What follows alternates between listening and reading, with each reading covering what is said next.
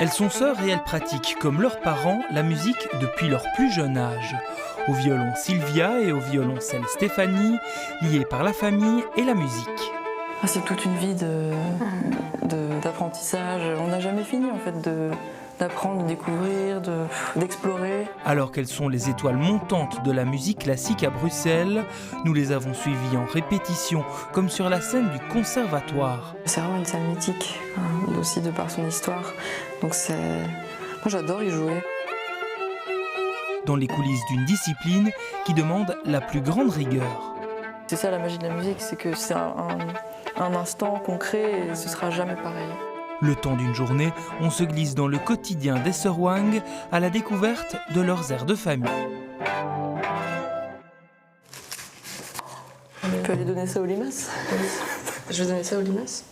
Tu crois qu'il faut répéter un bis ou pas? Je sais pas, la fois dernière quand on a joué, on n'a pas fait de bis. Ce vendredi-là, c'est jour de concert. Si les deux sœurs ne vivent plus ensemble, elles se retrouvent pour le petit déjeuner. Je te sers de tisane. Oui, s'il te plaît. Ça vous arrive souvent que vous vous retrouvez comme ça à deux avant un concert ou c'est plutôt rare? Oui, on se retrouve à deux parce qu'il faut qu'on répète. Sinon c'est compliqué, mais oui. On joue assez régulièrement ensemble, donc on se voit pour travailler et puis bon, passer un peu de temps ensemble. Maintenant j'habite à Paris. Et toi, tu habites ici depuis fin mars? Oui, en fait j'ai vécu 8 ans à Amsterdam, puis après je suis revenue ici et là ça fait 1 an que je suis revenue en Belgique. C'est chouette, c'est une nouvelle maison. J'ai peint la poutre là-bas.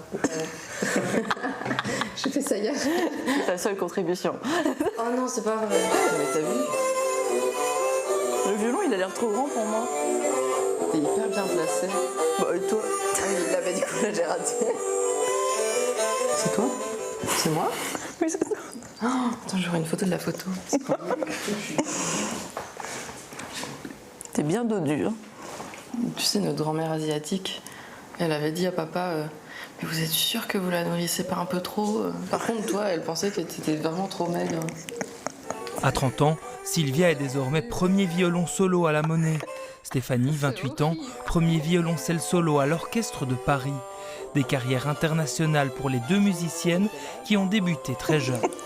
Toi, tu avais déjà l'archet hyper droit. Moi, j'étais vraiment... Écoute, je suis un génie, hein, qu'est-ce que tu veux? Bah oui, j'ai bien remarqué. On a commencé avec nos parents, donc elle avec maman quand t'avais 4 ans. Oui, c'est ça. Ouais. Le violoncelle. Oui. Et puis moi avec mon père quand j'avais 3 ans, donc je m'en souviens plus. Parce qu'il est violoniste et elle est violoncelliste. Est-ce qu'elle sait comment décrocher? Ah. Bonjour. Vous m'entendez? Oui, on t'entend. Moi, j'étais une bonne élève. Non, j'étais horrible, je pense. Il faut répondre? Oui, répondre en toute honnêteté. Alors, Sylvie était une très bonne élève. Bah oui, je sais. Mais parce que je disais rien ou quoi? Moi, je faisais le monstre. Plus obéissante.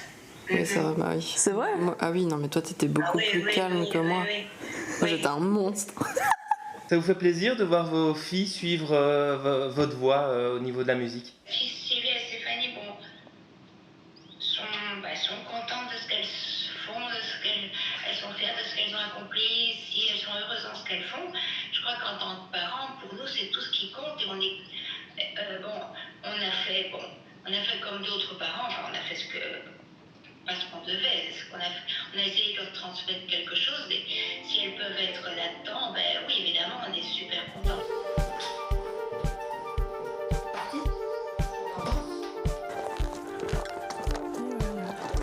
9h, il est temps de prendre la route vers le conservatoire de Bruxelles. C'est facile à porter comme instrument vu la taille? Ça va, c'est facile, mais c'est encombrant et c'est lourd. Je pense que j'ai mal au dos. Le violon, c'est plus pratique, c'est vrai. Oui, c'est vrai que... Dans les transports, l'avion, le train... Oui, l'avion, il faut acheter un billet en plus. Le train, parfois, il n'y a pas d'espace bagage. Est-ce que moi, je peux prendre sur le...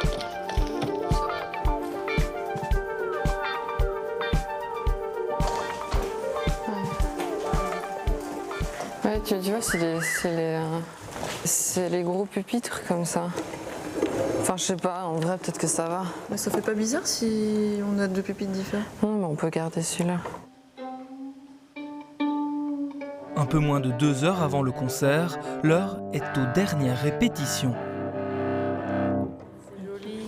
C'est quoi cette chanson? Je sais pas, moi-même. Je sais pas. C'est tradition orale. On répète, on regarde un peu l'acoustique de la salle, parce que voilà, chaque salle est différente, donc la manière dont on va jouer dépend beaucoup de l'acoustique d'une salle. Donc ici c'est très agréable parce qu'on peut se permettre d'aller de très, très doux à très fort.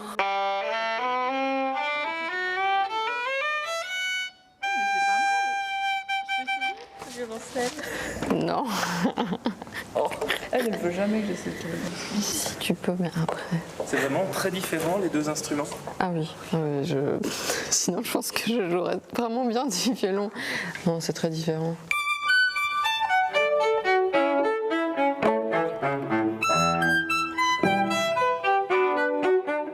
On peut refaire?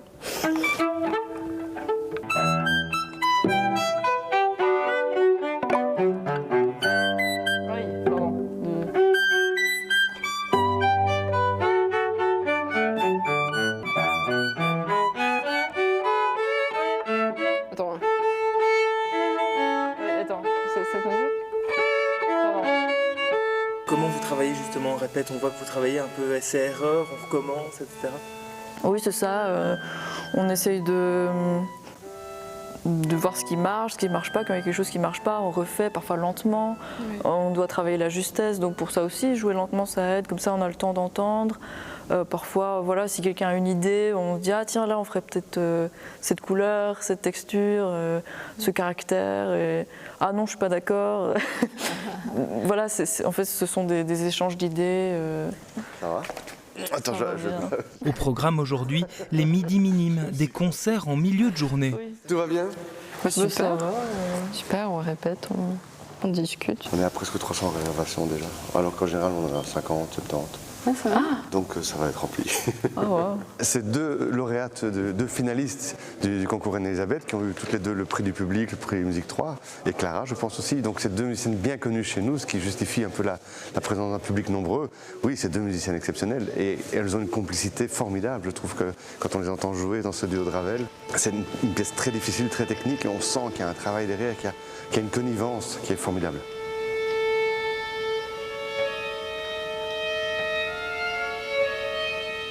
Et le public le voilà. La salle du conservatoire est comble pour écouter nos deux sœurs qui entrent enfin en scène.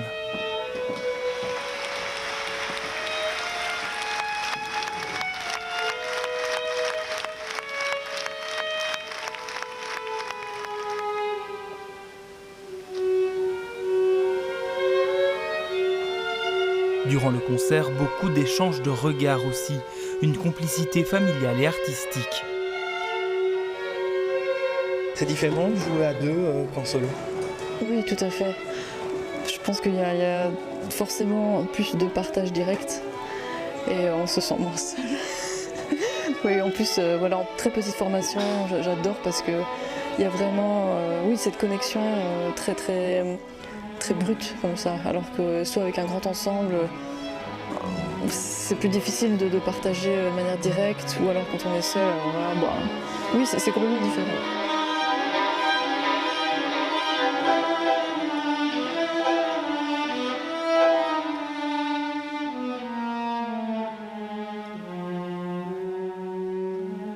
On réagit l'une à l'autre, donc parfois je regarde son archet parce que je sais que je dois changer de note au moment où elle fait ci ou ça, et puis même pour... Oui, en fait c'est comme un dialogue. En fait la musique de chambre c'est ça, c'est dialoguer avec son partenaire dans le langage de la musique. Sylvia et moi on a un peu la même sensibilité en fait, ce qui fait que quand on joue, on sait ce que l'autre va faire, on arrive à être vraiment à l'écoute et c'est vraiment génial.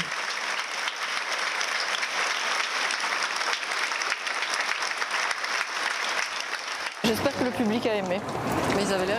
Oui, absolument. Oui. Et je trouve qu'on peut prendre des risques avec le public bruxellois. Oui. Tu vois, c'est des œuvres qu'ils connaissent pas du tout. Et un bon repas s'impose dans une journée déjà très remplie. Moi je prends un toast avocat, œufs brouillés. Voilà. Moi je prends le Gardener's Croc. Ah oui. Déjà il faut prendre soin de son corps parce que nos bras, tout ça ce sont nos outils en fait. Et le dos, Puis jouer d'un instrument, ça peut faire mal parfois.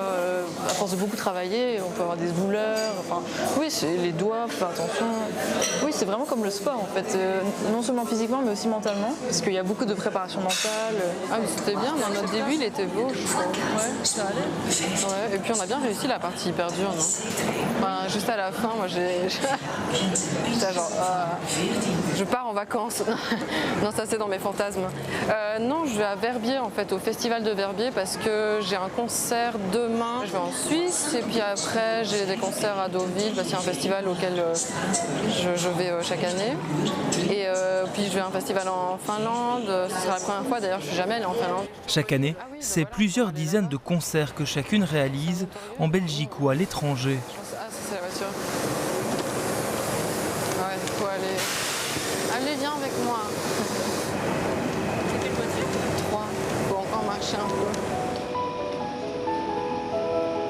Une vie sur les routes, les rails ou dans les airs qu'elles espèrent bien poursuivre encore longtemps. Je viens de remporter le poste de violoncelle solo à l'Orchestre de Paris et ça c'était un peu un rêve en fait, donc je suis hyper contente et je vais commencer en janvier et voilà, donc j'espère juste continuer à faire des concerts, à bien jouer. Ça fait seulement 1 an que je suis au Théâtre Royal de la Monnaie, donc j'ai l'impression que j'ai encore tellement à apprendre là-bas et tout un répertoire que je connais pas, donc l'opéra c'est assez nouveau pour moi, donc voilà, mon souhait c'est juste de pouvoir continuer là-dedans et continuer à apprendre, à m'améliorer, à jouer des concerts, voilà. Entre sœurs ou en solo, car même séparées, c'est la musique qui les unit.